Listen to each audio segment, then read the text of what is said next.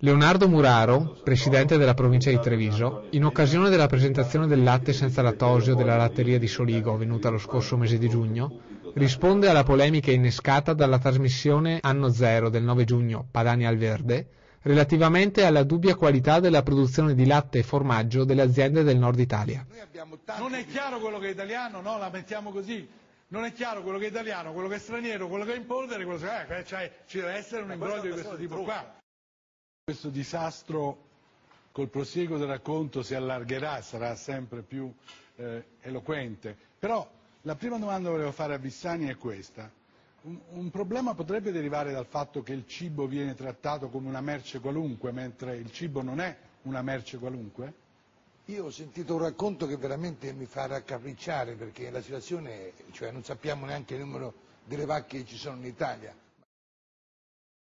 Il disastro nasce dal fatto che l'agricoltura è sempre più sovvenzionata, cioè questo crea un agricoltore che sta lì, insomma, che dipende, non è più imprenditore di se stesso, ma dipende da qualche cosa che gli cade dall'alto. Ma in tutto questo traffico, siete sicuri che non si nascondano tonnellate e tonnellate di latte in polvere? Quanti di voi hanno mai assaggiato il latte vero? Mischio acqua, latte in polvere, una parte di latte fresco, e questo latte è vero o falso?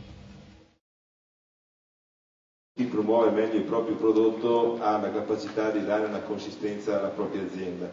A Treviso sappiamo che abbiamo oltre 2 milioni di quintali di produzione di latte, quasi 1000 allevatori che producono ancora latte. Sappiamo che è un tema molto particolare, io non guardo mai Santoro perché dice tante di quelle cazzate che a metà basta. Io l'ho invitato una volta quando ha fatto la sua predica contro le province, ho invitato Santoro, ho invitato Gian Antonio Stella, ho invitato Feltri a venire dove vogliono, io li avevo invitati a Treviso a fare un confronto pubblico, datene a mano, però qui ti sono bravi a sparare cazzate, però poi quando gli chiedi attestami le tue cazzate non ti rispondono le loro cazzate che sparano, no? Per cui i dati sono diversi in quello che dicono, per cui io non perdo tempo a vedere queste trasmissioni.